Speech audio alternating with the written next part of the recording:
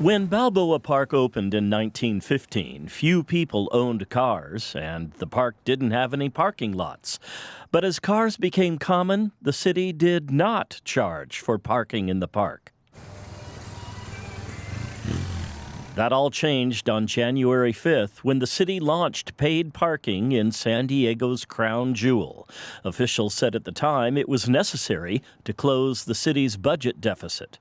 It was never a great idea, and I think that finally people are starting to realize that. Jim Kidrick is the president and CEO of the Air and Space Museum.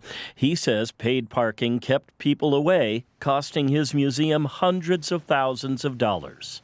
I've got to balance a budget, and so evidently my budget doesn't mean anything anymore, and same with all the institutions that are here, and that's what they're saying. The San Diego Model Railroad Museum, we're a small organization. Mike Warburton is the executive director of the San Diego Model Railroad Museum.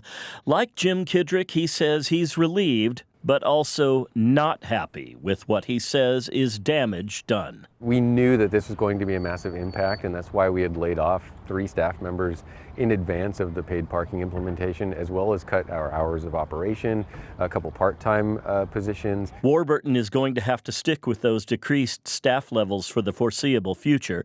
The city is not ending paid parking tomorrow. They've only committed to end it by the end of this year.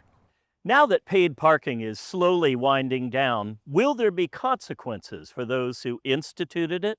It's a question I put to the head of Balboa Park's Cultural Partnership. And I think we're just thrilled that the community has been listened to by council. But Peter Comiskey says he has no interest in the blame game.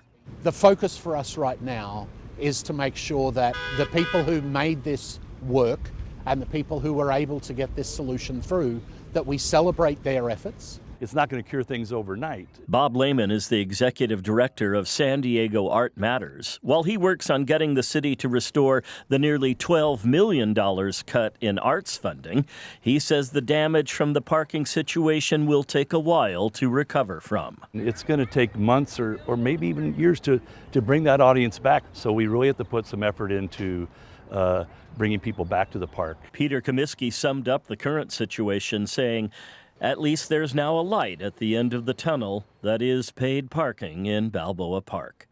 John Carroll, KPBS News.